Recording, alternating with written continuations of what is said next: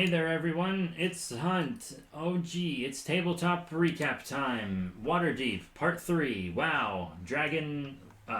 Praise Dragon Christ. Waterdeep Dragon Christ, everyone. This is comedy. This is humor. This is a sinking ship. This is a sinking ship. Absolutely right. Today, we also have Big Boy Chungus with us, as usual. Hello. And we played Waterdeep again. It's about time, right? It's only been 2 months, although in everybody's defense, our reason for taking so long was nothing that we could help. Everyone's been sick since November. Yeah, and then it just nothing lined up, but mostly because everyone got sick. Being sick, the holidays, people's jobs just catching up, and it's just been a hot mess. Whoa. Speaking of hot messes, I'm doing great. How are you? I am very well. Sorry, excuse the yawn. I am very well. We're tired. We played a long time today. 6 hours, 5.5 hour session. Yeah. So hopefully we can fit all this into one episode.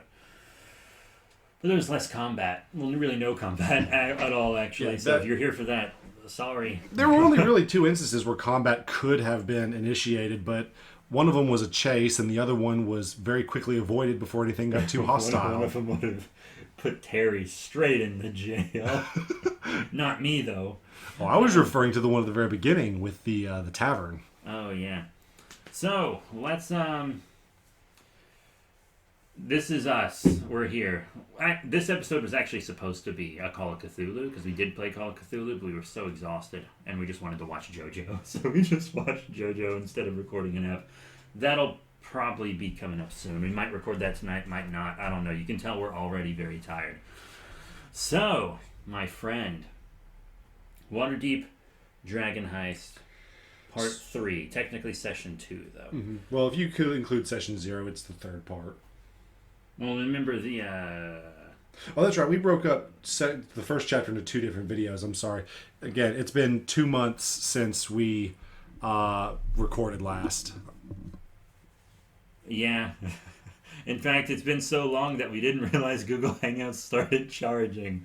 And we had to bounce and do it on Facebook. Yeah, we had to jump from one mega conglomerate to another. So we're now using a different meeting virtual chat room because Google is a money grabber. Whatever. They're all owned by the same lizard.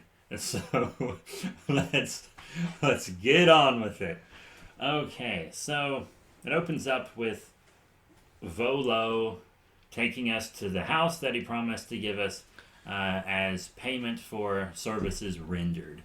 I'm going to let you take it from there, my dude. Now, we were 1 player short today. Vorn and Matt's character were not... Matt the player, Vorn is his character, were not here today, but we had a new member... who joined us, and we introduced her as soon as we arrived at the tavern. She said it was okay to use her name, right?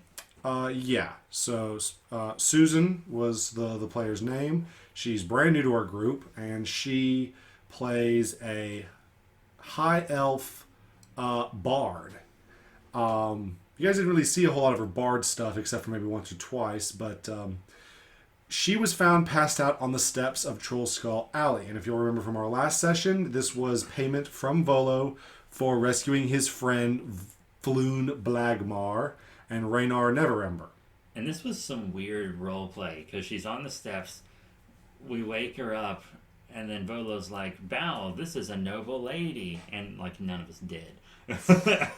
Yeah, well... Because Mara has Asperger's or something, I swear. And then Terry... is a robot. So and then she was like, hey, I'm in your group now. That's literally she literally just said, yep, I'm in your group now, and we were all like, okay. Whatever. We're not gonna try to make it make sense. It's just gonna happen. Well, the thing is, with that kind of situation, we use Adventurers League rules where you can just kind of pop in and out as you do. We're not even gonna... You okay?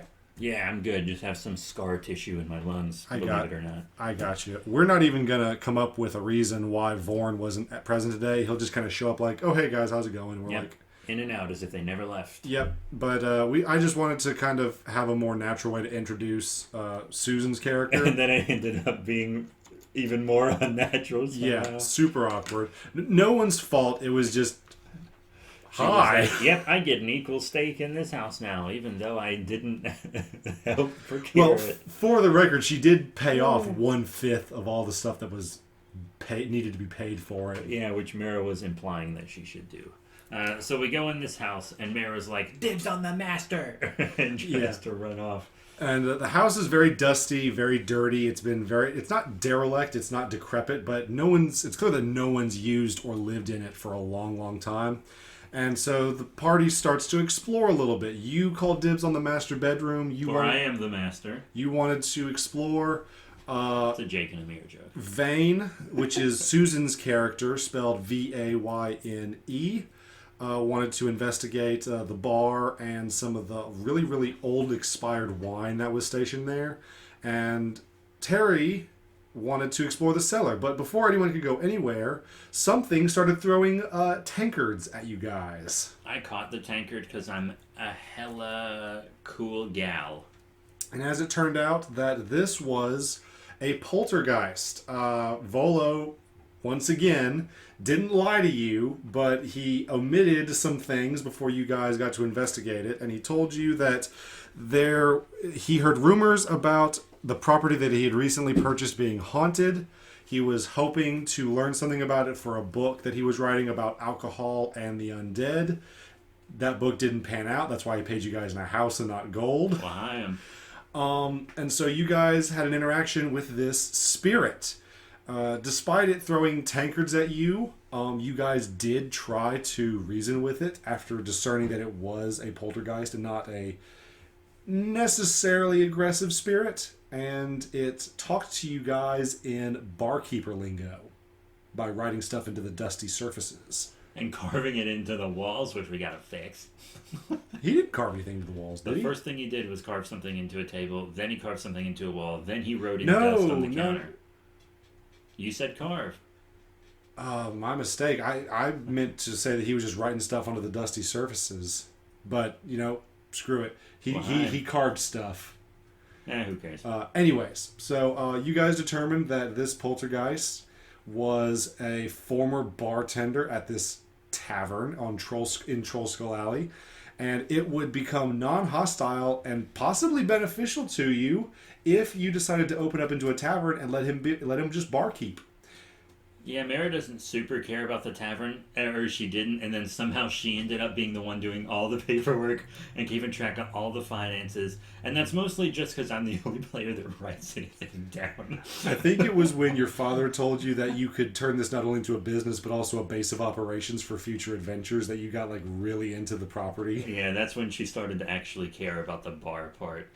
Yeah, because Volo, Rainer, and a bunch of other people. I think your father even said that if you take care of this tavern, it'll pay for itself. Woo.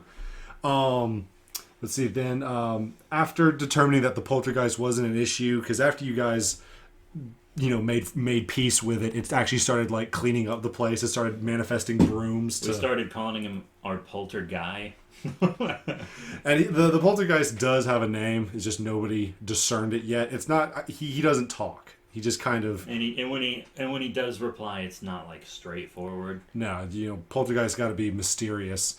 But you guys determined that, this place will do. We like it. And so you told Volo that, this payment will be fine. And he said, perfect. Let's go to Castle Waterdeep so that we can finalize the paperwork. And you guys did. Yeah, and that gnome chased us. Yeah, so you guys kind of got chased by a gnome. The gnome's name, I should say, is... She's one of the contacts. She's Terry's contact. Yeah, Brina Sparks Knackle, a gnomish priest of Gond who works at the House of Inspired Hands. And she was freaking out again that her friend's construct had wandered out of the building for the second time in 2 days. Got him. And she barked some orders at Terry, gave him some protocol numbers, and he said, I'm not listening to you. I'm not going to do that. And she's like, why not? You're programmed to follow orders. And he says, but I don't want to follow them. And Mara was like, don't talk to Terry that way. He's my special tear bear. Oh. So Brina winds up saying that, okay, fine, if I can't stop you from coming with me, then I'm just going to stick with you and keep you out of trouble. Which he doesn't cause any, because he's a law-abiding citizen in his mind. I remember she was bugging us, and I just had Horseburger start pulling our cart along, so like to kind of ease us away from her. She just followed us on foot. Yeah, and so no difficulty getting to Castle Waterdeep. You even run into Raynar, who was on some official business as a noble, and was very pleased to see you guys again. And I flirt with him. he's less uncomfortable now than he was the previous day. Like, he kind of expects this from you, and he tolerates it, but... Gave him a big old hug. Yeah, he actually patted you on the back, but it was like, okay, this is nice, please let go now. Yes, affection. But he actually offered to bear witness to the signing so that there wouldn't be any issues later. I mean, there were plenty of witnesses, but, he wants to be friendly and helpful. And everyone was like, yeah, sure. And so you signed the paperwork.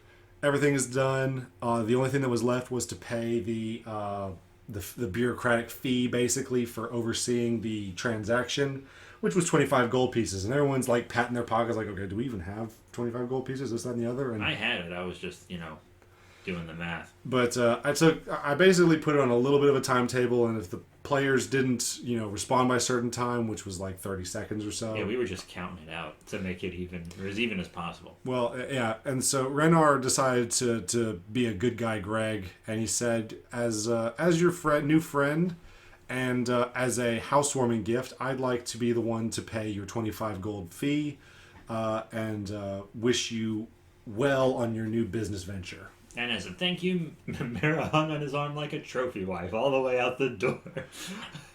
Which, Raynar being the good guy... Which would make any man happy, for Mara is a catch. Absolutely, and therefore so am I. About as big of a catch as a fish. What kind of fish, though? I'm a bit of a snake fish of sorts. Like a snakehead? Snakehead, yeah. I don't know fish stuff. They're pretty... Yeah, I mean, they're scaly, but they're also pretty slimy. Anyway, that's way off topic. Also, you have to legally kill them. In the United States. Which is why it's just like me. Invasive little turds. Invasive, and everyone wants me to die. All right, continuing onward. All right, so after leaving Castle Waterdeep, the party decides to kind of split just a little bit. Now, this isn't the bad kind of split like you would do in a dungeon. Everyone kind of knows where everyone else is going, and we plan on meeting up later. We just decided to kind of do our own thing to promote our first day of getting the new tavern in order. So Vane decides to go over to her family. Now, Vane is a noble from Waterdeep. Her family has become well known and profitable through the making of magical chamber pots.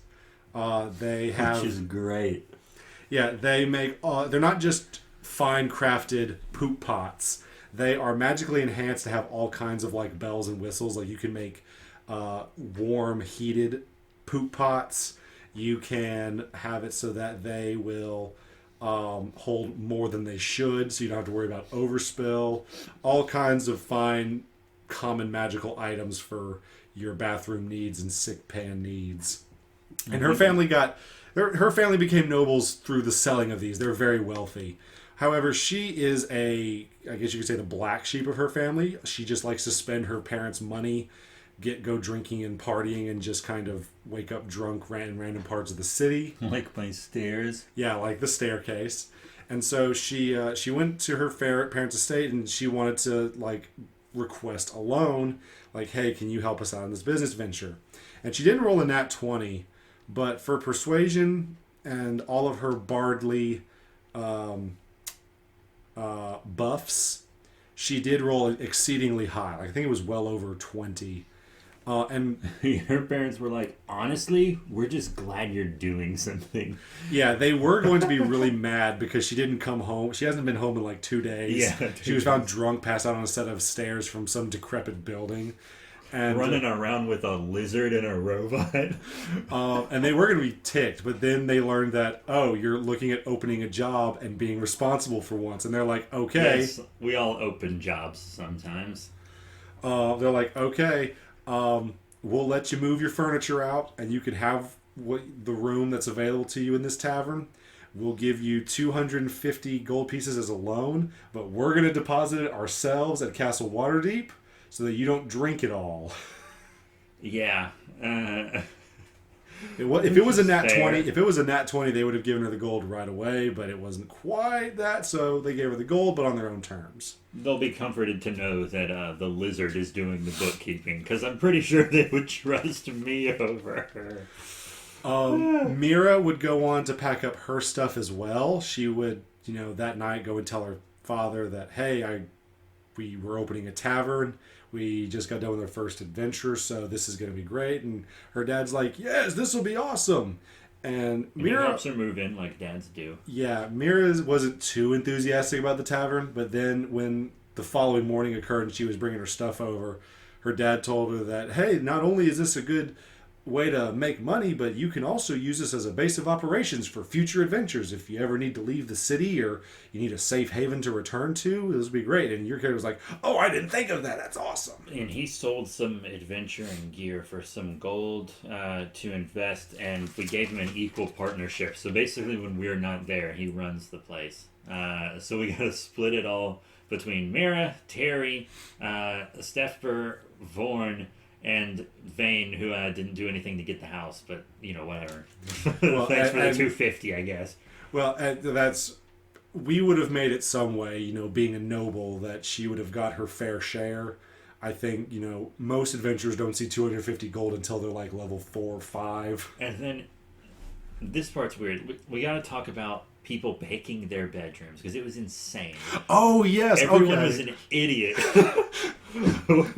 So, I called dibs on the master, which is basically the exact same bedroom as the other third floor bedroom. The doors are just more conveniently placed on it, and it's slightly bigger. But that's it. So the way this house is built, it has 4 stories plus a cellar, and the tavern is completely separate from the other 3 stories. It's the largest floor, and you get into it through a main entrance. But in order to get to the second story, you actually have to go out of the tavern, around a set of stairs that's basically behind the building, and it ascends to the second level. And then they're basically 2 buildings stacked that aren't even really connected. Yeah, and the first floor is the tavern. That's where all the business and all the patrons occur. And then the second floor, third floor, and attic are basically dens, apartments, and library studies. And it was so weird, because I picked the master, and then Vane is like, I want to sleep in the library. And Terry's like, I want to sleep in a closet Bender style, or up on the guard tower. And I was like, guys, that even in and out of character, I was like, there's 4 players and there's 4 bedrooms. You can have a bedroom. And they were like, nah. I was like, why though? I even told them, I wasn't trying to force them, but I even said, Terry, you don't need any space to sleep, but you do need to make regular repairs to yourself. And you're going to need some kind that you own. You're going to have items that you own, and you're going to probably want a workbench to not manufacture, but to make improvements to yourself. You're going to get new weapons and armor. And the attic bedroom doesn't have a privy or a bath. So it'd be perfect for him. It's just that connected to a storage room, and that's it. That could just be his space. And then he was like, or I could just stand outside all night, which is exactly what he ended up doing for the multiple days this session. He just stood outside. And here's the crazy part. So I eventually convinced Vane to take the bedroom across the hall from mine, because it's right next to the library. I'm like, look, it's right next to the library. You can have your library and a bedroom. And then the tower that Terry stands on every night is actually connected to her bedroom. So to go to bed, he has to walk through her bedroom go up to his tower, and he basically serves as her alarm clock, because when he comes down, covered in bird shit every morning, he is just like, wake up, it is morning. I'm hoping, and I'm not trying to sound like a railroady DM, but I'm kind of hoping that Vane's character just gets sick and tired of his bird shit covered alarm clock. It makes him sleep in the attic. I mean, he can choose to sleep in the attic better if he wants to. I'm not going to tell him what to do. But at the very least, he can't stand out on the turret every morning. He'd be like, you can't do this. My room is covered in little white flakes of bird food that come off you every morning. And you wake me up. Please stop. And it was a whole ordeal. But I think once we get playing along a little bit more and we actually have some equipment that is going to need some space, that he'll be like, oh, maybe I do need a storage area. Well, you know Vorn's going to take a bedroom. He'll probably take that second floor one that's like... If you're on the second floor, you basically just have that whole floor to yourself. Yeah. It's almost nicer than having the master, because you basically just have that whole floor since you're the only bedroom there. Yeah, pretty much. Now, the party, let's see. Is that when we slept Obepo'd? Yeah, so everyone went to bed after kind of unpacking some of their stuff. The tavern itself is still in kind of rough shape. It's still real dusty, but you guys clean it up enough so that you can spend the night. And the following morning, some stuff starts to happen. At this point, it's been about 3 days since Floon Blagmar was rescued, and that has attracted some attention from some of the local factions. Not to mention, you had some visitors from a couple of guilds who had already been notified from Castle Waterdeep that a new business was opening up and they need guild assistance. So, do you want to start with the messages from the different factions or the guilds? I mean, the first one was a halfling, right? That guy was nice. Yeah. So the first guy you met was a halfling. I forget his name. It's in the book, but the book's already closed and locked up. But he is a representative from the Inns and Tavern Keepers Guild. And he basically just explains to you how the guilds work in terms of paying for their services, what all you have to do, and what all they do in exchange. And he basically told you that you don't have to pay the guilds directly. There's usually one representative, like a tax collector, who comes around at the end of each week collecting guild fees.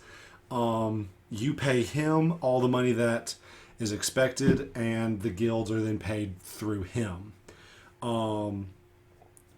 As far as the immediate work is concerned, you have about 1,250 gold pieces that are needed to just renovate the tavern itself. And you guys can pay that off piecemeal as you do. Yeah, and we already put a good bit in. We have 998 gold pieces left. Yeah, thanks to that loan and some odd jobs you guys did, you guys brought it down to triple digits instead of quadruple. And my name isn't attached to the 250 loan, which is the best part. It's just Vane. Which her parents are expecting her to pay that back on her own. Like, she is indebted to her parents now. And they'd probably be really proud of her if they saw her throughout this, because the whole time she was advertising, she was offered booze and didn't take it at one point. Yeah, she actually got... I didn't realize that. I should have given her a fate point for taking sparkling water. You should, message that to her on Facebook later. All right, will do. Because, she was like, no, I'm working. And I was like, hey, that's pretty good. She's actually cleaning up her act. Yeah, look at her go. Gone from drinking booze to selling it. Yeah, and she almost to her detriment, she was advertising the heck out of that tavern. Yeah. A little, definitely to the detriment at some point. So we'll get to that. So anyways, so the tavern and innkeeper's representative shows up, explains everything to how the guild works. And you guys did experience, you met another guild representative, this one from the Brewers and Winery Guild. This is... he was an Angie of sorts? Yeah. Again, I forget his name, but his character was very prominent. He was a well-dressed, middle-aged man, very fast-talking and fairly rude. And he had a tiefling scribe who just followed him around and just kind of did whatever he said. She really didn't seem to mind it, But you could tell that this was kind of like a relationship where, like, yeah, I've kind of got accustomed to doing his crap, so he pays me well, so I do what he says. Yeah, this gets us to our second square on our meme, because whenever we play Dungeons and Dragons, I'll release a meme on Twitter that's like, oh, here's 4 panels that show it without context, and our first one was just a big Comic Sans T, which we didn't mention, but when we signed the paperwork to get the house, Terry just signed like a big T. Yeah, he basically stamped it. And he was like, oh, it just looks like computer fonts. And we were like, haha, it's probably Comic Sans. And then the second image is the South Park Canadian Prime Minister that looks like Donald Trump. Because the voice you did for the wine guy was the South Park Canadian for some reason. That was unintentional. I wasn't even thinking about that when I did him. My goal was to make him sound like a fast-talking businessman. But in reality, I just made him sound like Terry. I'm not your buddy, guy. Yeah. I'm not your guy, buddy.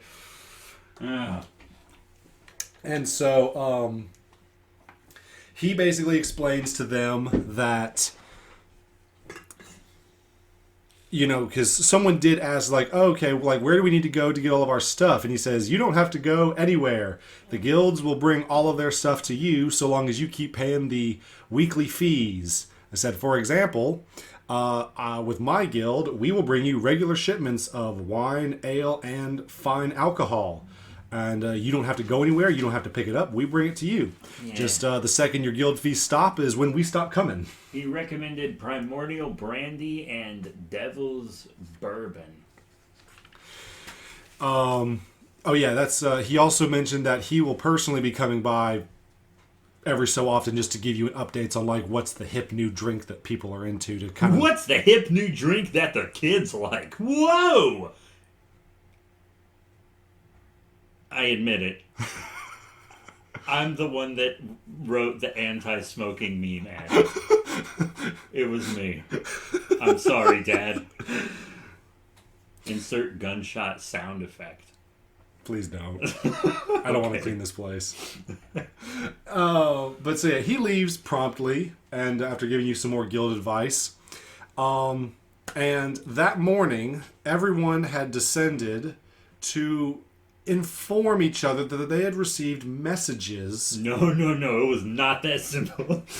It was fucked. It was chaos. I don't know what was happening. So I wake up to this little origami bird flying around in my room, and when it lands on me and I open it up, it's got opera tickets, and it's a little note saying, "Hey, come to this opera. This noble said you're a cool gal," or whatever. Yeah, it was a note from the name on the letter was Mert, to meet Mert at the opera house, and they said that Raynar said that you were a stand-up guy, Raynar Neverember, and that he is including 2 tickets for you to this opera to meet a guy named Mert. Yeah, so Mara being Mara, the romantically starved Mara, was immediately like, this is a date. She didn't care that he invited her to the intermission to only see the second half of this opera. Yeah. The note specifically said, come during the intermission. Yeah, and it was also like, dress fancy, it's required. And she was like, yes. And so she's digging around. Mara doesn't really have anything, like, fancy to wear. Lots of her costumes are...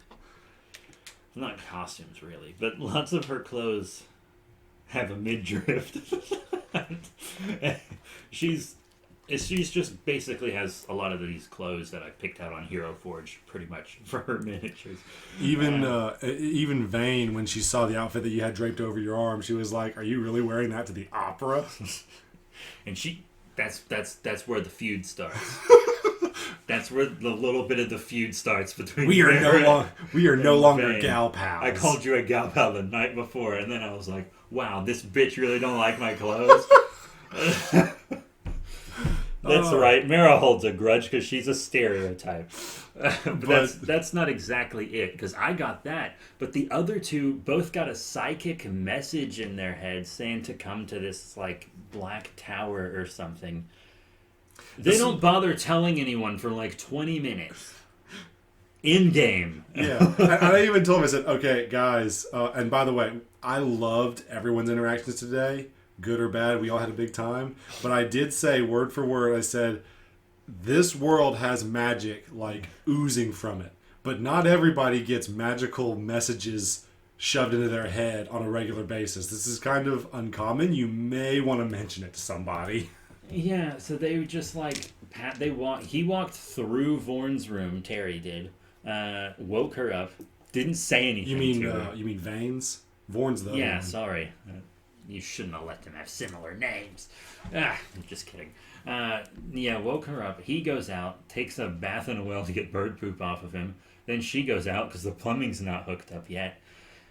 They stand silently next to each other until they're both clean and dry, and then Vane's just like, hey, I got a psychic message. And Terry's like, cool, me too.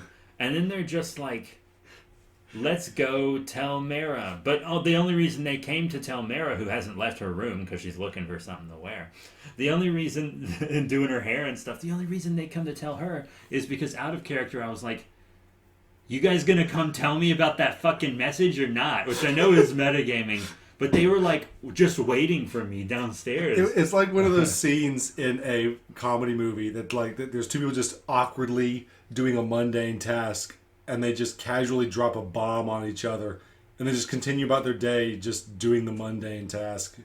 It was awkwardly hilarious in my opinion. And then they're like, let's go tell Mara. So, she's just woken up. She's in her, sleepwear. She's basically in her underwear. They barge in. Don't knock. Nothing. They just walk in, and they're like, hey, Mara, we just got a psychic message. We're going someplace. Come on, let's go. Half naked. I'm half naked. And they're like, come on. And Mara's like, I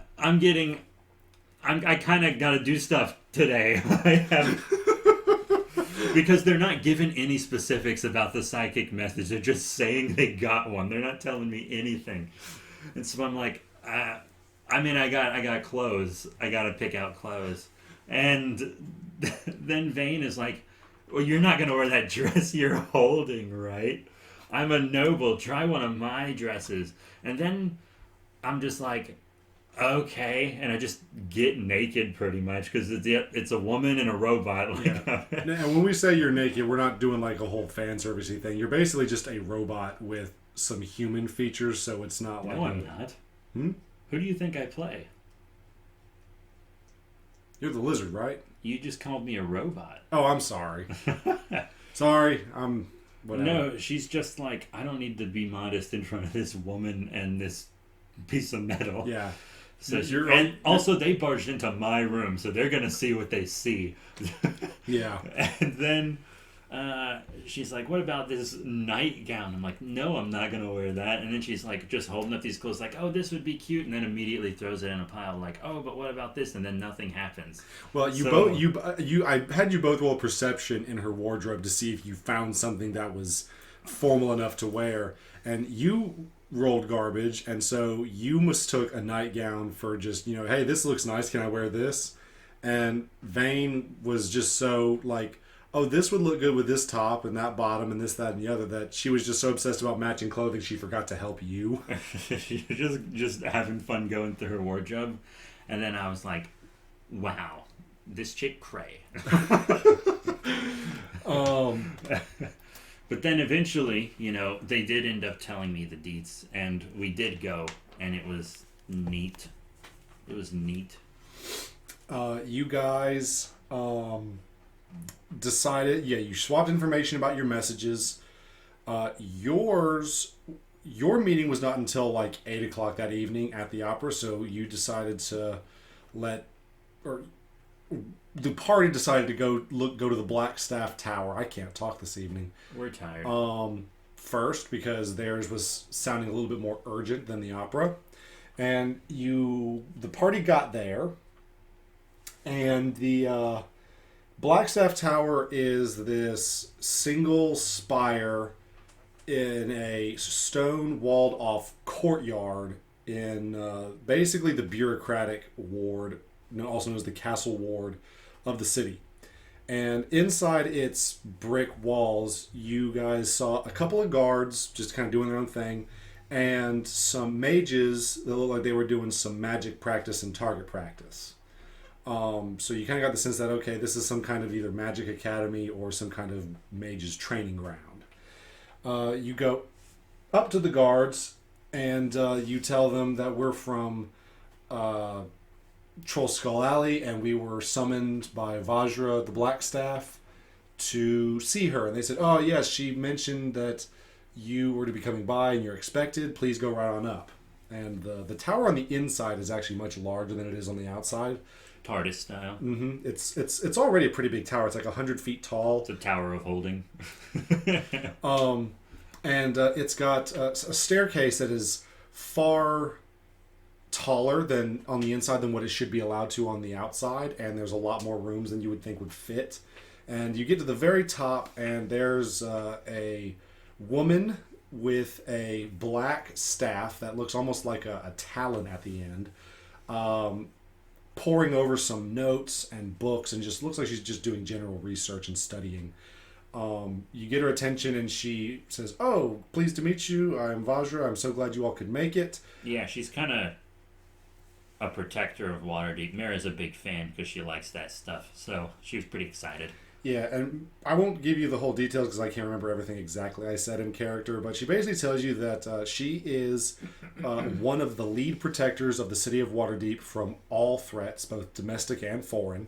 She is the leader of a private, not mercenaries, but just a defense group known as Force Grey or the Grey Hands, and they are tasked with protecting Waterdeep from all threats that are deemed detrimental to the city, whether it's gang violence or orc invasions from the far north. She asks the party if they would be at all interested in joining the force. She says that they did a good job in rescuing Floon and Raynar from the Zentarum and the Xanathar's Guild, and she likes the cut of their jib. Those were good times. I remember knocking the crap out of that Kinku. Gotcha.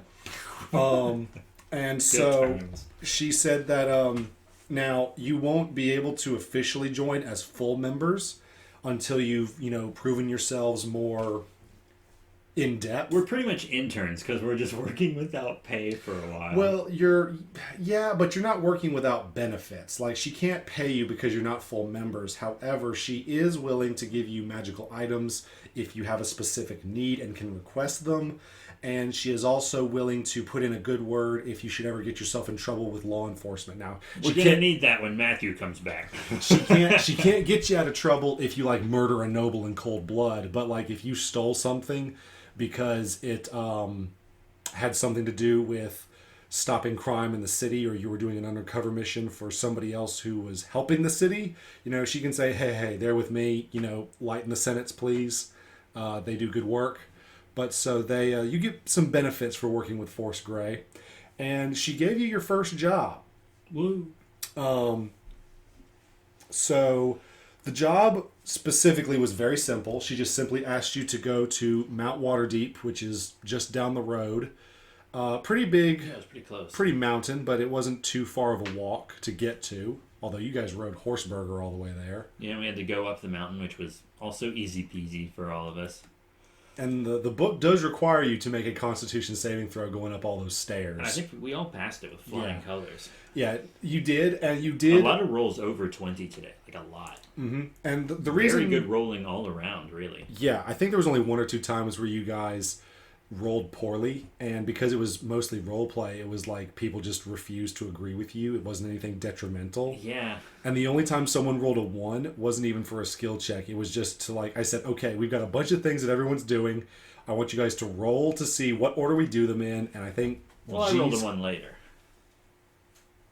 Oh, yeah, that's right. But that was the only roll that was a critical failure and had detriments to it. Yeah, because he rolled a 1 to see what order we would do, because we were all split up. A lot of party splitting, but so you guys do meet the person that Vajra sent you to get information from, a elderly human monk named Hlam, Hlam. And we were told not to bug him. He was sitting, crisscross applesauce doing a meditate. So I sat in front of him the same way and tried to patiently wait. But Mara's not known for her patience. And then Vane did that, and she just meditated like elves can do for a short rest.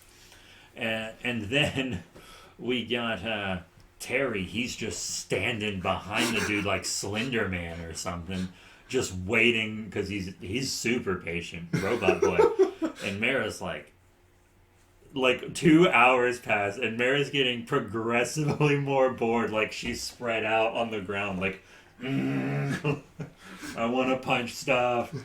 I was waiting to see if anyone was going to try and punch stuff. That would have been fun with this encounter. But you guys did a really good job. You did not pester Hlam. I forget who, but someone spoke up. It was Terry. He was about to speak up, and then the monk sensed he was gonna and interrupted him and asked him. Oh yeah, that's right. He was about to make a smarmy comment, and then he said, "What is it you wish to say, machine?" And that's when you guys said, yeah, we were sent by Vajra to ask about some information, and he gave you guys a really cryptic message about... Oh my god. What? Never mind. Something just hit me like a brick that happened. Is this something I need to know as the DM? No, something happened at the opera that G kind of ignored. Let's continue. Sorry. I just realized how important it was and that he ignored it. So where was I? Oh yeah, so Vajra needed information, and Hlam basically gives this really cryptic message about Evil's twin is hidden for now, but will not be for long when winter arrives, or something like that. Did you write it down? I kind of did it shorthand. Sure. So mine says, Evil's twin doing a hide will change in winter. I like yours version better. Which is how I told them about it, because he told us that, and then we were basically just like, thanks, went straight back to the tower, told her that, and she was like, he probably phrased it differently, but I get it. I figured it out. Yeah, and so you guys went back to Vajra, and you guys had no idea what the hell he meant. But as soon as you told Vajra, she was like, yeah, that actually makes total sense. That gives me some stuff to think about. I thank you so much, and I want you to take these. And she gave you each honorary gray hand pins that you guys can wear around the city now. You can't go to all the stuff that the Grey Hands can do, but you guys remember when we were playing in the Descend into Avernus and you guys got the honorary Flaming Fist pins? Well, yeah, but we were drafted into that. Yeah, it's kind of like that, except you had complete autonomy over whether you wanted to do this or not. You actually had the freedom to just turn down the mission and walk out of Blackstaff Tower if you wanted to. She wasn't going to stop you. Yeah, but Mara liked a mission. So, after that, it was about noon. Time to go shopping! Yes, and we had a little shopping spree. Yeah, Mara was like, I'm going to go dress shopping because you made fun of my dress and I'm insecure. So I can drop you guys off wherever you want. And then Vane was like, I'll go dress shopping with you. And Mara was like, you really don't have to. It's okay. Because Mara doesn't like to be mean, but Vane made her mad that morning, right? Yeah. And Susan role-played so well with her character. There were some moments, but as far as being a noble and just having the mannerisms of a noble black sheep of the family, I thought for the most part she did really well. L'chaim. But yeah, so you kind of dropped a hint that it wasn't necessary for you to help her, but you did let her when she insisted. And we were like, Terry, are you coming dress shopping? And he was like, that's fine. My name is Terry. My name is Terry. My name is Terry. God, I missed that meme. And so you guys got to go on a little tour of the Waterdeep Market, which is this massive open area in the city.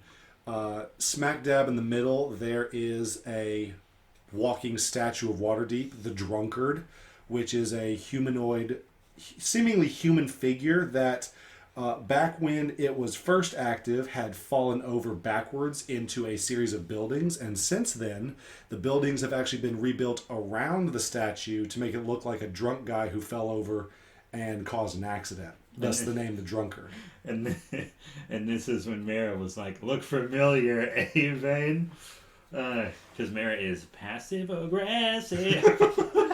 As long as you're not actively aggressive. Passive aggressive. And so you guys, didn't take you too long. You found a nice open-aired tailor stand. He was a good guy, Greg. Yeah, this was actually one I made up myself on the fly. Didn't have any preparation for him. But is Orlo's Threads. He is a human tailor who makes all kinds of inexpensive formal wears. He's got like sequin dresses. He's got elegant single-colored dresses. He's got tuxedo-style tunics. Yeah, and I asked him for a dress to wear the opera, and he brought out this like pink and white, sparkly, fluffy number, and I was like, does he think I'm Keocat? Does Big Boy Chungus think I'm Keocat? No, I don't. You just asked for a dress to the opera, and that was just the first thing he had prepared. She wanted a sleek black number, a nice matte black, no sparkles, a nice slit on the leg, something to show off the girls. And he did have something like that. He did and give you cut a tail hole in it. He gave you fair warning that he would have to tailor a tail hole. And the dress was only worth like 5 gold pieces after you tried it on. He only charged me 1, I think. No, I said 5 gold pieces. No, you didn't. Oh. Because you remember I was like, wow, that's crazy cheap. Oh, well, whatever you have, you need to deduct 4 more gold pieces. Ah, boner.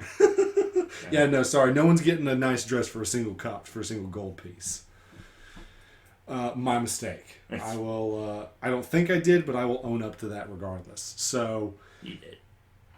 You got your dress. The guy said it'll take about 2 hours to tailor it. If you want to come back at about 3 o'clock, it should be all set to go. And everybody else just decided to kind of part ways again and do their own thing. Vane went to the tavern after you decided on a dress, and she decided to drop some flyers and do some advertising music outside the tavern to kind of spread the word of their new establishment, which she rolled really well on, got 11 gold pieces for playing, and spread the word about their tavern to a bunch of people. Yeah, that was pretty dank memes. And then Terry, like, what do you do? Go to a blacksmith and ask about his dwarf dad? Intentionally went to a blacksmith with having barely any money and said, "Can I see your swords and armor?" Knowing full well I can't afford hardly any of this. Do you have any gold? I am a gold alloy, yes. I'm 40% gold, baby. I'd be making that joke all the time if I was playing a Warforged. I love making the Bender references with Terry's character. He's just it's so easy. Truth. But he did ask when they realized that, so when he walked in, so this place, this blacksmith shop is run by a couple of genasi. They are an item. One's fire, one is water.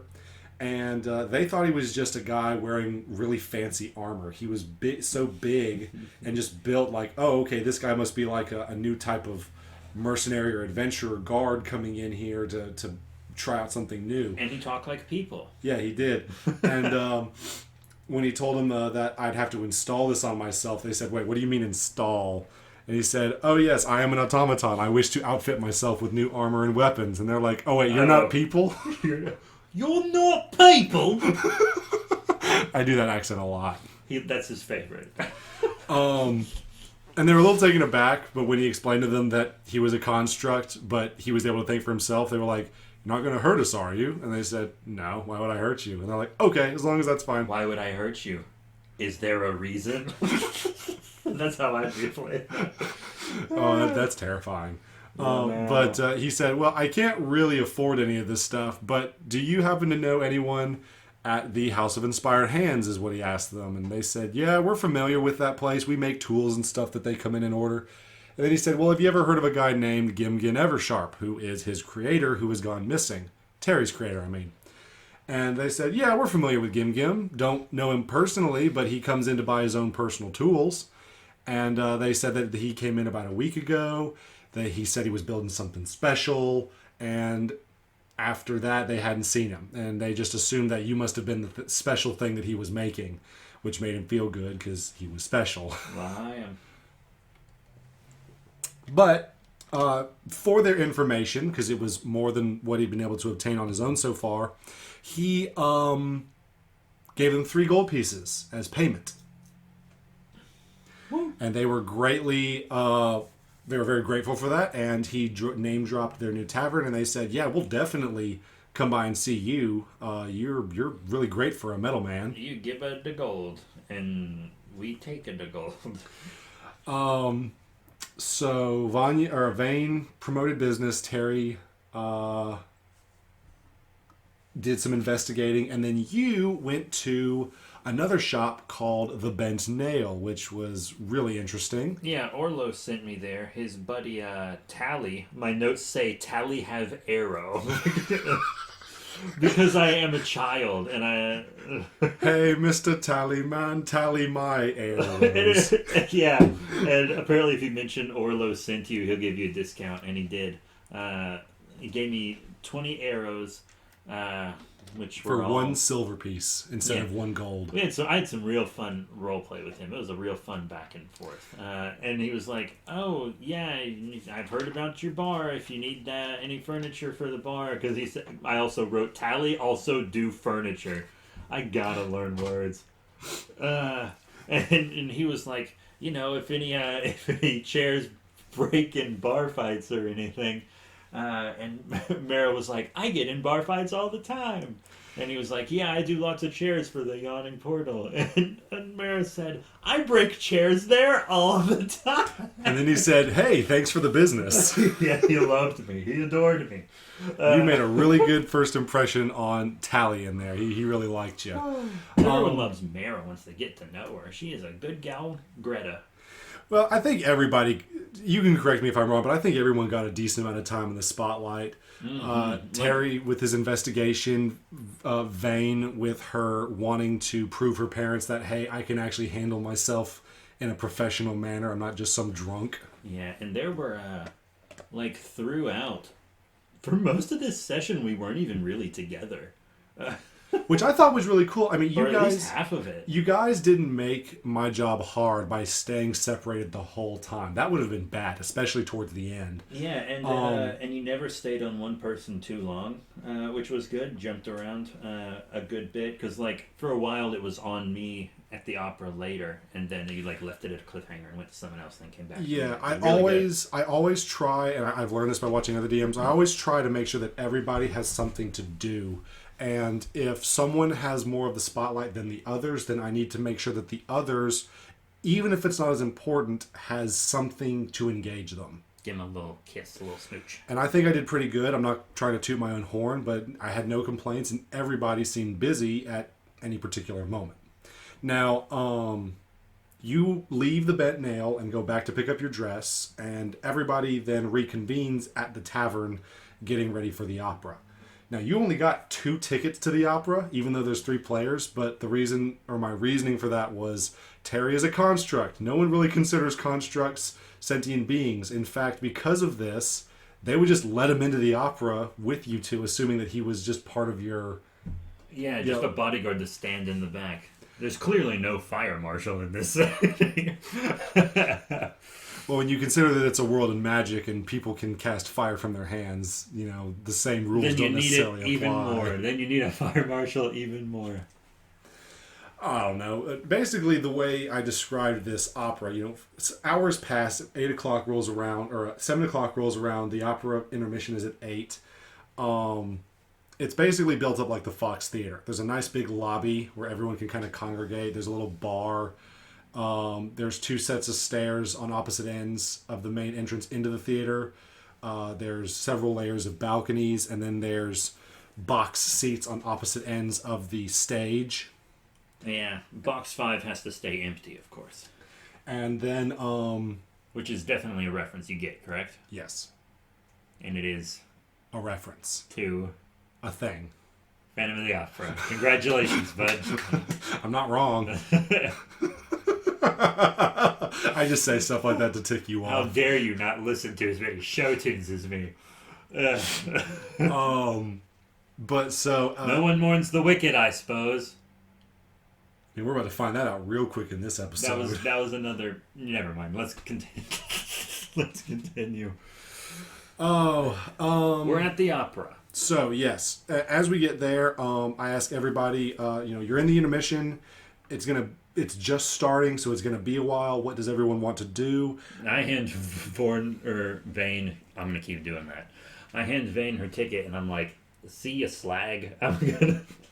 Wow! Wow! I didn't think she was that mean to you. No, Mary didn't say that. No, I know. I'm just surprised you said it now. She was just like, "All right, I got a hot date. I hope, because this is a blind date, and I'll see you later." Yeah, you think Raynar's fixing you up with this hot stud? With some hot young noble. Rung. Very rung. Rung. He is a pudge, and he is a middle age of himself. Yeah, you were a little nervous. It's like, why is this middle-aged pot-bellied noble waiting for me in a box seat alone? Why is he pulling out a little black book? I mean, I'm playing a taut little 20-year-old lizard. You know, I don't need these old men all upon me and stuff. But when you approached him, he was actually very gentlemanly, and he actually wasn't interested in you physically. Which, I knew it wasn't a date as a player the whole time, I know. obviously. I but know. Mara, she's so romantically starved. It's kind of one of her main flaws. And personality traits I have: overly friendly and romantically desperate written in there. I mean, I've seen worse. I mean, when you're like one of the only lizard people in town, and any of the other ones are like emotionless things just going about their lives, pretty much. I think when your father, lonely. I think when your father got some more role play time with the party, he actually did make a comment about just like your mother. Being more reptilian than Marilyn. But that's we'll get to that, maybe if we remember. But so and he basically offers her a job with like these adventurer people who try to kind of keep things on the down low, but they do stuff for the greater good and try to remain within the confines of the law. And he was like, "Are you a criminal?" And Mara said, "Probably not." And he was like, that's good enough for me. Well, Raynar had already vouched for you, and Raynar already has a reputation of being a good guy, Greg, despite his father's actions. Mm-hmm. So if Raynar's going to vouch for you, and you're probably a trustworthy person, he's not going to question it much further. Yeah, everyone either hates him or loves him. But yeah, he basically offered you membership into this faction known as the Harpers. And Mara, like, she was like, "Wait, is this a job interview?" And he was like, "Yes." And Mara just deflated. Like, she was so sad. I wish to go home now. I am sad. It takes a lot to make her visibly sad, because she is a very cheery, very optimistic person. And she was just like a balloon, just running out of air.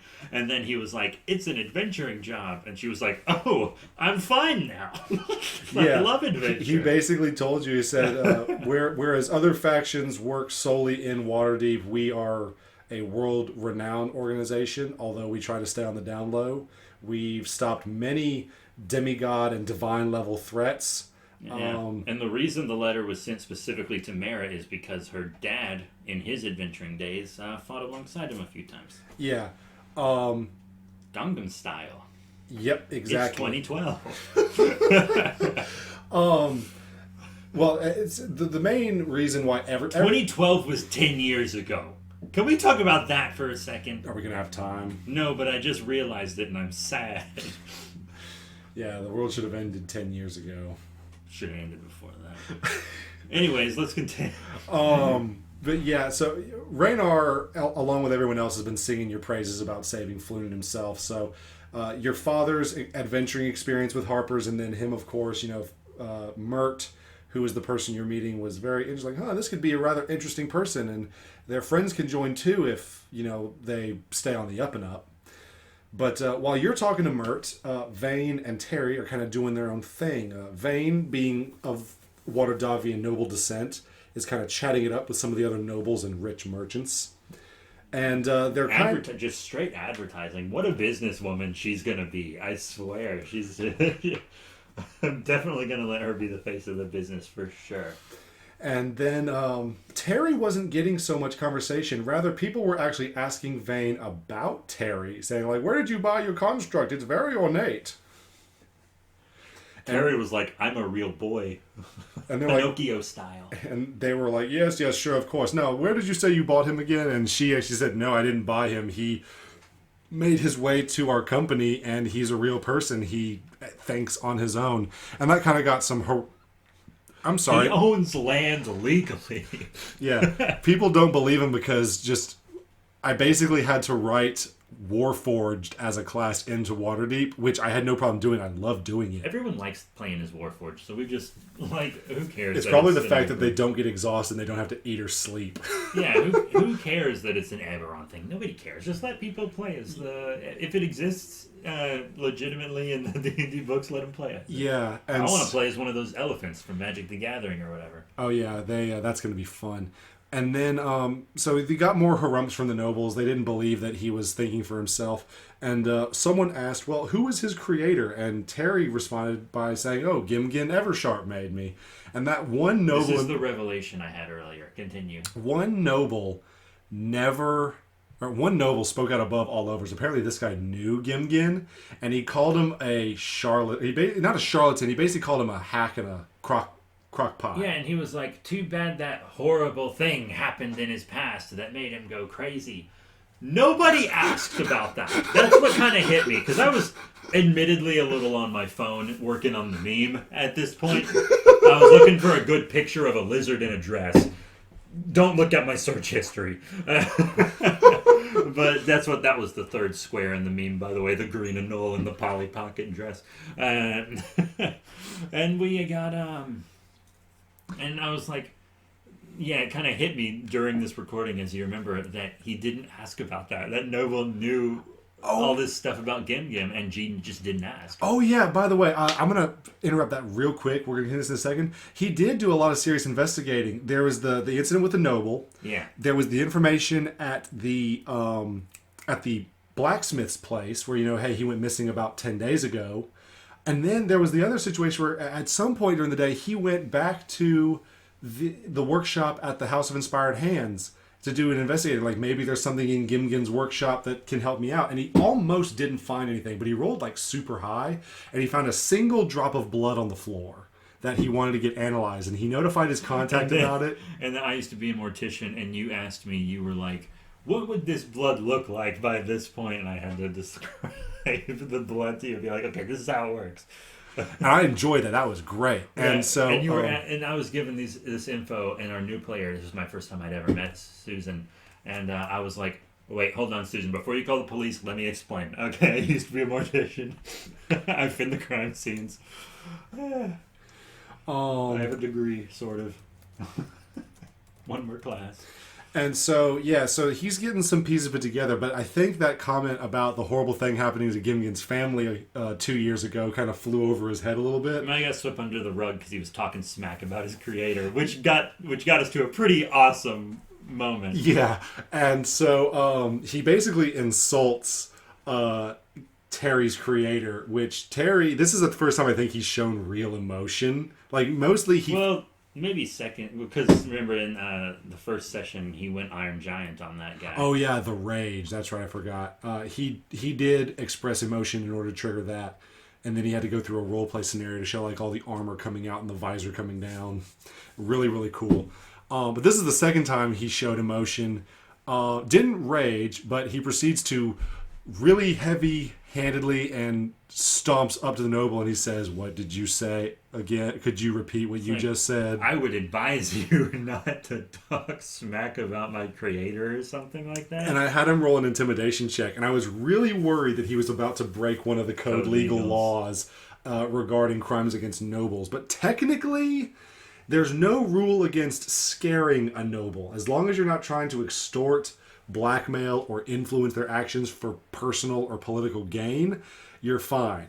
But he rolled a nat 20 on his intimidation check, and he basically made this noble fill his britches. I said all of a sudden there was a very audible brap. Just this huge ass creep. That echoes across the lobby, and everything goes quiet as this noble fills his pants. And you said waddles back. He doesn't even clean it, because you said he went and took his seat. So he took his seat with shit in his pants because he didn't want to admit he shit himself. It was so fucking funny. Terry scared this noble so bad that he would rather sit in his own poop for the other half of an opera than just admit that he was wrong, leave, and clean himself. Operas are like 6 fucking hours. That guy's gonna have a huge rash. Oh my god, it was so funny. And then Terry just kind of hangs out like nothing happened. He kind of resumes sentinel mode.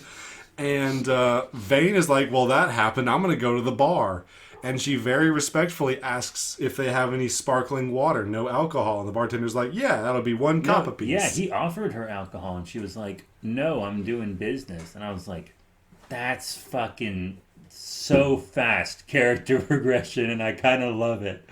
Yeah, she's doing great as far as the character responsible. Like, this is only the first session with her, and already I'm invested in her character changes. Yeah, I'm like, I want to see where she goes from here. Is she going to be a girl boss? I have to know. She's going to get a spin-off podcast called called Magical Girl Boss. I don't know. But yeah, you guys went back into the the opera.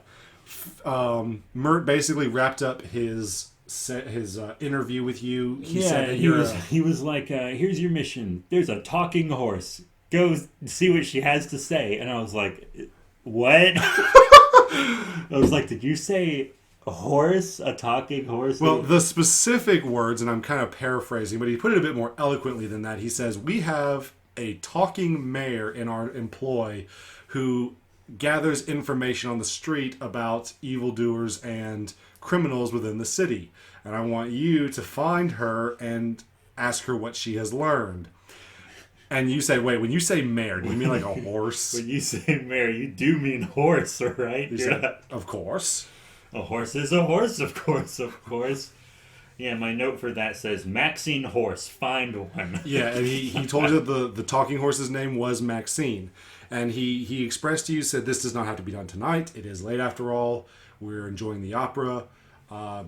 You can do it first thing tomorrow, or get it done before the end of the 10-day, just as long as you do it promptly. And internally, Mara was like, I'm not sitting through this fucking opera if I'm not on a date. I'm surprised that you didn't find it interesting. Like, they've got this giant mechanical Tiamat dragon fighting play actor adventurers. Mara wants to be the one fighting, though. You know? But yeah, so what is it you did? Because the other guys, I just assume, when the intermission stops, they go back in and they're like, oh, cool, look at the Dragon animatronics. This is all really cool. What an opera. And then what do they hear? Yeah, because Terry and Vane are just watching it. They're going to watch the whole second half of this thing. And I lean over like the little balcony in my box and go, all right, guys, I'm done here. And like half the theater just shushes me. Like, Mara has no chill. She's like, I'm done. And so yeah, everyone else reconvenes. You guys leave the alley early, and I actually had an encounter that was going to happen depending on whether or not you guys stayed for the whole thing or left early was going to depend on what happened. You guys left early.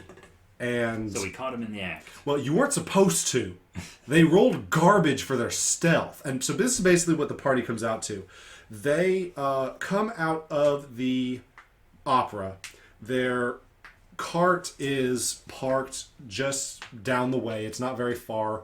It's even still under the lights of the opera building. And there is a cloaked, hooded figure underneath their car doing something. And I rolled...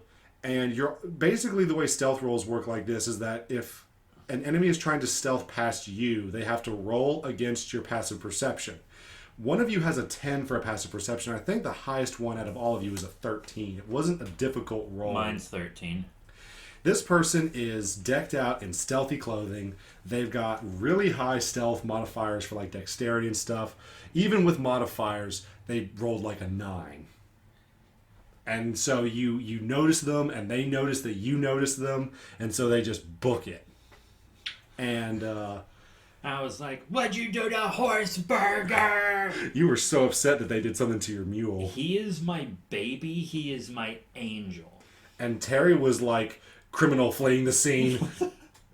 Pursue mode engaged, whatever. And then and Vane decided to take a quick look because she's got some magical affinity, being both an elf and a bard. She thinks something's about to blow up. Yeah, she's worried that she's gonna have to defuse a magical bomb or something. It wasn't that serious or dramatic though. But what it turned out to be, I said, I need you to roll an Arcana check, and she rolls like a 15. That's good enough to acknowledge what it is, and it's a simple tracking glyph. Basically, this is a little magical rune that's been carved into the wood, and it basically allows whoever wrote it to track the cart. It could be anyone at this point, honestly. I mean, you guys, with your reputation with Raynar and all the other factions that you've been working with for the past day. Yeah, we're known friends with a very well-hated guy who's actually a really good guy. We are in the crosshairs of 2 gangs. We're about to be heavy competition for a bunch of other bars. There's a lot of potential people that this could be. Yeah, but what happened next is going to kind of narrow down, like, okay, this isn't just like rival bars. This is some serious stuff. Yeah. And so basically, Vane learns that all you have to do to get rid of the glyph of tracking is just scratch it off, ruin the writing. It's easy enough. Yeah. What we should have done in the Theocracy campaign, but didn't. With those bells, those remoras. Whenever I think of runes, I always think of them as carved. I never think of them as drawn. And I think that's why we did that. Yeah, it was a metal bell. There's no way we're scratching it. So genocide it was. Definitely listen to the Theocracy episodes if you haven't, because they are absolutely fucked. Cowabunga it is. My first time playing this system and first time playing in like a decade. Your first time playing ever. It was a hot mess. Kami and Karen's first time playing in years. It was trash. It So, was so fun though. I look fondly back on this. Oh yeah, it's so bad it was good. But I digress. So while Vane is removing the tracking glyph, Terry and Mira pursue down an alleyway, and it's a very short chase. I basically briefly explained how chases work in D&D, and honestly, I kind of tweaked the rules a little bit. Made them a little more Call of Cthulhu. Dungeons and Dragons has garbage chase mechanics. And Call of Cthulhu has like the best chase mechanics. Yeah, like they're so good. So basically what I did is I took the Call of Cthulhu campaign, and I even laid out the characters in a line on the board by like squares, and you both had about 25, 30 feet between you.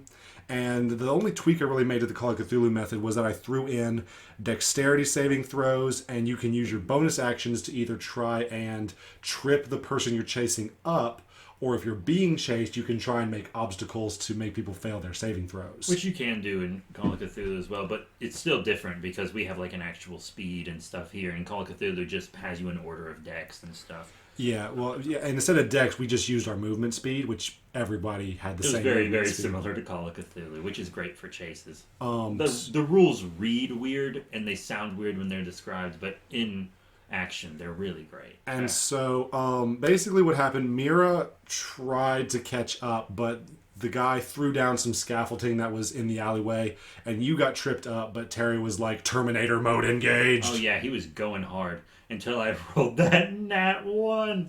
Yeah, and you Mara was like, "How dare you make me do this in my new nice dress?" And yeah, it got dirty and it's a little tattered now. And I picked up a bottle and I chucked it and I nat 1'd and it hits Terry in the back of the head because he's charging. And he got really mad. G was so mad. He was like, "Every time someone rolls a nat 1, I get hit. Because Big Boy Chungus isn't creative." Did he say that word for word? I knew he said something. No, he did say he's always the one that gets hit. And I was like, He is always the one that gets hit, though. Well, he's also not the one rolling crit fails. Yeah, but he actually can take no. That I take that back. He did hurt somebody else one time when he made a crit fail. My stand nooned Meepo Dragonkeeper that way. Oh yeah, that's right. He decapitated Meepo. So he's not the only one. He's just the only one so far in this campaign that hasn't been rolling crit fails. I never made that shirt for him that said "I killed Meepo" and all I got was this lousy T-shirt. I really should finish that. I should make that for him one day. But then, so Terry, on his turn, he's going to continue sprinting after, but he wants to use his bonus action to try and call attention to the guards. Which was very smart. I didn't think of that at all. Yeah, that was super creative. And the first time he did it, because the chase only lasted like 2 turns for each person, on his first turn he rolled like a 3. And I'm like, yeah, no guards hear you. And he's like, oh, darn. Second turn rolls around, and this is after you've beamed him upside the head with an empty whiskey bottle that you found on the ground. He calls again. He rolls like a dirty 20. And I said, oh yeah, you alert. Oh, no. I remember what it was. He called out, and I rolled to see if there were any guards in there that hurt him. This time, I rolled a nat 20, and 3 guards show up at the end of the alleyway to see what's going on. At which point, the person being pursued now has 2 people chasing him behind, 3 guards in front of him, and really dramatically, you guys see him see this person pull something out from under their cloak, points it at one of the guards, and there's this loud bang, explosion, there's some smoke, and then one of the guards is just on the ground dead. Yeah, guns are cool. Because she rolled a nat 20 on her attack. Oh, really? I shoot you not. I thought that was just a cool flavor thing you were doing. No. I didn't know you rolled for the attack and stuff. Yeah, she made an attack. Dang. And essentially, she just pulled a gun out. She straight up nooned one of the guards, and I rolled to see if the guards would react. The other 2 guards would react. One guard did very poorly, and he's just like shocked as his friend's blood and brains are like coating his clothing now. And the other guard like wasn't even phased by the blood. He was just mad that they just got attacked, and he tripped her with his billy club, and then he grappled her. He succeeded, and then after that, they had to take stock of the situation. The guard that grappled is still trying to keep on top of this figure. They rip the cloak off, and it's a female drow. Yes. And the party members are like, stop you criminal, and she shouts something at them in a language that they don't understand. Yeah, like Terry's holding me back. I'm like, what'd you do to Horseburger? And then one of the guard who grappled her picked her up, and he said, you're going to pay for this, you filth, and she spits in his face. One great part was because now Vane is here, and she wanted to like take the cart and drive around and cut her off, but Horseburger refused to do anything. Yeah, for her. she wanted to do this like really badass thing where she's like, okay, I got rid of the tracking device. She's like, come on, Horseburger, let's go help our friends. Yeah. He was like, no way, you told my fucking mom that her dress was bad. I'm not going anywhere. Not to mention he's a stubborn mule anyways. Literally, yeah.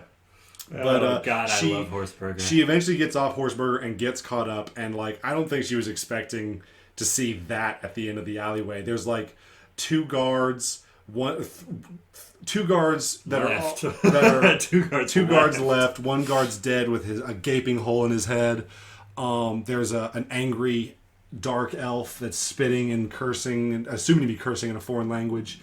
Other guards are coming with the whistle, and the guard that was stunned after seeing what happened to his partner tells the party, you all stop right there. What on earth is going on here? We need to detain you for questioning. And like they bring in some paddy wagons and they interview the characters one at a time.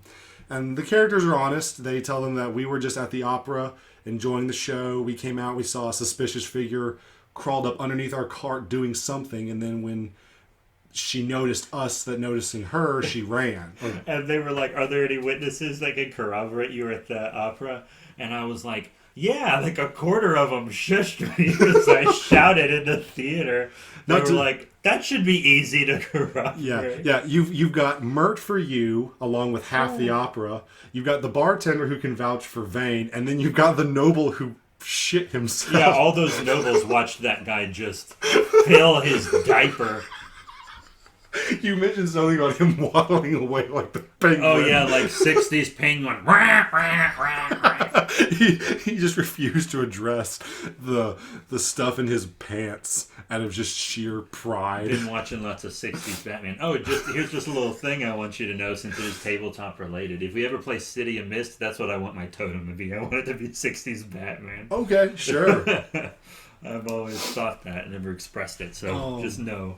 And then, so the city watch guards tell them, they said, okay, your story sounds believable. You've already given us people that we can corroborate your story with.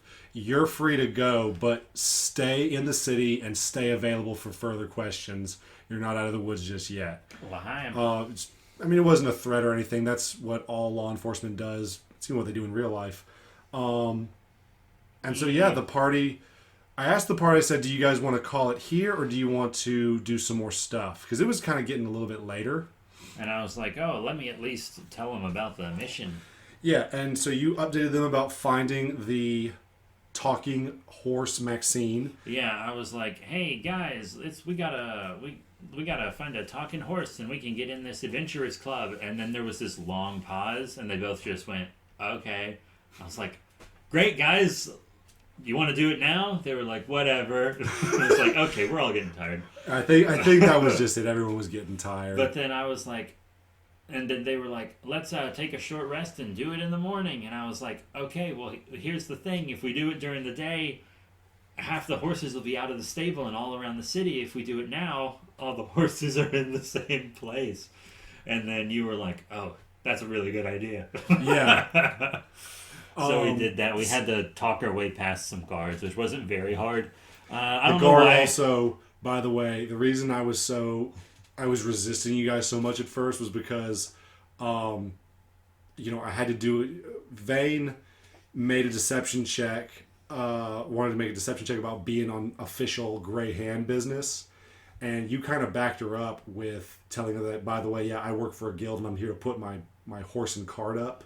Well, at first I said I'm here for horse stuff, which wasn't a lie, and I was just gonna be like, let me put my fucking mule in there, and then Vane comes out like, this is an investigation, and I was like, okay, guess we're going with that now. Yeah, he rolled a nat 20, by the way, against her deception check, which is why he resisted so much. But I allowed you... You rolled a lot of nat 20s at the end of this game, didn't you? Yeah, it was crazy. You should have been swapping out that die. But that was for the deception check. He didn't buy the deception check. He says, well, what's the Grey Hand doing this late at night? What do they want with the stables? Those don't look like real pins, blah, blah, blah. But you then wanted to do the persuasion check, and he rolled garbage. Because I do a lot of technically not lying in Dungeons and Dragons in general.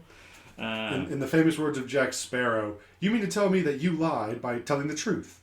Oh, that's clever. Can I use that? Yeah, I do that all the time. Since I didn't grow up straight, I did it a lot in real life, so now I bring it into the game. But so eventually you guys do manage to convince the guard out front to let you in. He's like, all right, I'll give you 5 minutes, but don't go stirring up the horses and then come right back out. And to keep the lie going, I had to leave Horseburger there overnight, which I don't like to do because he's my boy. But it also doesn't mean that he's in any danger. I could just go straight back and get him. That stable is like it's not like a massive stable, but it's like the communal stables that guilds, single citizens, and even nobles can use if they're so inclined. And there's lots of people who work for your postmaster's guild who actually leave their horses there for their carts. So it was no problem. Yeah, I'm gonna miss the Horseburger himself. So we go in and we're whispering around trying to find Maxine. And holy shit, the talking horse is wearing like a hat. A little barbershop quartet hat with flowers on it. It was precious, and I was like, of course that's the talking horse, right? We got freaking Mrs. Ed here, which is of course why we have that image of Mr. Ed as the final image on the D&D context meme that we posted on Twitter at B3 Productions, B3 Productions. Follow it or else. But so you guys had to kind of coax it out because you didn't know which one. You saw the hat, but you didn't confirm it. And then you're like, Maxine. And you're like, yes? Who are you? I showed her the little pin I was given by Mert. Yes. And I wrote it so fast it looks like meat. So I keep almost calling him meat. Ooh. Yeah. But, so, Maxine, after seeing your badge and passing a perception, or just, and Persuasion. yeah, persuasion check, she basically tells you that a few days ago she was carrying a sun elf and a half-orc woman, sun elf man, half-orc woman in the carriage one day, and they were talking about Zent agents working out in the field, Zents being the Zentarum, and she dropped them off at the Yawning Portal when they decided that they'd reached their destination, and that if you need to deliver this to anyone, that's what I heard. Woo. And so, yeah. More gang violence, hooray. Vane wanted to... Yeah, she wanted to give the horsey some sugar cubes, right? Yeah, and the horse was kind of offended. She kind of went like, you think that just because I'm a horse that I'm just going to accept your sugar cube gift? I mean, I'm gonna, but you just insulted my entire species by doing so. Dig that meme. Good times. Good times. So me. the mission for the Harpers wrapped up. You guys left the Well, it's not totally wrapped up because I still have to deliver that information. Well, yeah, but I mean, we wrapped up for the evening. I'm gonna make a note of that. I have to deliver that actually. Ooh. You guys left Horseburger at the stables, the communal stables, boy. and returned back to the Troll Skull Tavern, which was aptly renamed Spirits Squared. I love it because G was like, "Is there math in this world?" And we were like, "Really, bud? Is there math in this world?" No, your creator just kind of Minecrafted it. You're a robot, dude. Your creator, when he made you, just kind of Minecrafted. He took a hammer, some glue and metal, and just kind of hit it until you were formed. Yeah, so you guys return to Troll Skull, now Spirit Squared. And my pops is there, and he's like the poltergeist is teaching him how to make drinks. Like he's gonna get his bartender's license. Mm-hmm. And it is lit now. It's no longer a dark, dank cavern. You bet. It's hella lit. Well, the dark, or the... Hella lit, man. It's the hottest pub. Not yet. You guys still have about 5 more days of maintenance and upkeep, but a lot of the grime has been cleared out. You guys have a lot less clutter with the old wine casks and ale barrels, and you do have some lamps and lanterns that are lighting the place up, and there's a little bit of a fire going too, 'cause it's kind of warm. And your dad's all excited to hear about how you're adventuring with, and he asked about the date first. Oh yeah, he asked about your date, and what was it you said? He was like, "How'd the date go?" And Mara said, "Same way they always go." And he was like, "Well, if your mother was here, she'd probably tell you to eat the guy." And Mara said, "Yeah, that sounds like Mom." And then you were like, "You've never met your mom. How do you know?" And I was like, "Dad's told me stories. He met her 2 whole times. That's a lot from Mara's perspective." And I love the way you answer my question in the form of Mara. So it's like the narrator coming out of the clouds. I was like, "How the hell do you know your mom?" And he's like, "Oh, I've heard stories." I've heard stories. He's met her twice. That's at least 2 stories. But your father was very pleased that everyone made it home safe. And he said that... I managed to get some money for you by selling off some old adventuring gear and some stuff from, the rainy day fund. Yeah, which Mara kind of didn't want him to do because he was retired. And she kind of let him a bit more because he said he was going to, make money off of it, being equal owner of the bee's knees. Mm-hmm. And so he left you 62 gold pieces, which he informed you was enough to cover the week's wages for the guild fees. Yeah, which kind of leaves our... Yeah, that was the weekly. We spent it on the weekly, and then the 2 leftover gold pieces we put towards the one time, which brought our 1,000 down to 998. Woohoo. Every little bit helps. It does, though. And I mean, not in like real life, but in Dungeons and Dragons, yeah. Now, and I've actually taken some notes, and this is just kind of a behind the scenes thing, but I've been noticing, and people have been noticing, every time you guys have talked about advertising, which is something we also forgot to talk about when Vane tried to advertise the bar to the city watch guard who just watched his friend get his brains blown out. Yeah, she was like, "Hey, have you heard about our bar? Tell your guard friends." And he was like, "No, he didn't even respond. He turned around and walked away." At first, he was like, "My friend just died. I have to go notify their family. We don't even know how it was done because they don't understand the gun." And he was like, "I'm not drinking tonight. I'm going to be up all night dealing with this." And then she pulls out a flyer and tries to give him a flyer for later, and he just walks away.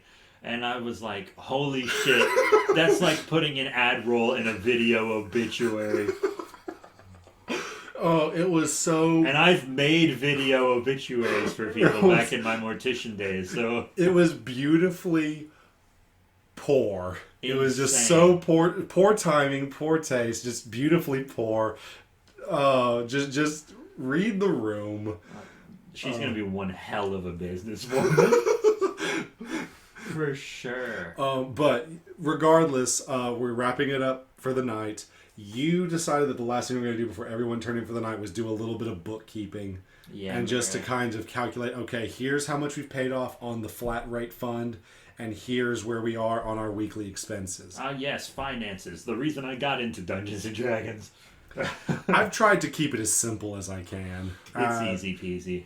It's not too terribly difficult, and I'm keeping up with most of the other stuff. Like Vane has her own loan that she has to keep up with, the 250 gold that her parents got her. Yeah. There's your father. Oh yeah, and she wanted to mail off some stuff, and you were like, "It's midnight," and I was like, "I'll just take it. I'll take it to work," because Mara hasn't been to work in 2 days. She needs to go to work. And so yeah, I when you said that you were going to take it to your job, I said, "Oh, okay. Well, then I'll just go ahead and mark it off of Vane's loan from her parents, and then..." Yeah, so we'll just say Mara drops it off next time she's at the office, so to speak. The office being everywhere. Everywhere, yeah. Yeah, she got a mobile office.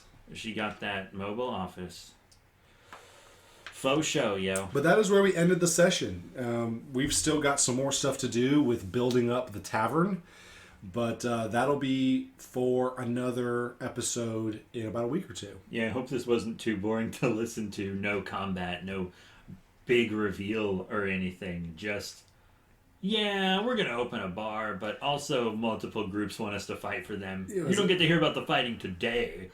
We chased a woman. It was if anything, it was a kind of a combination between a humdrum day-to-day meets explosive violence that only leads to more questions.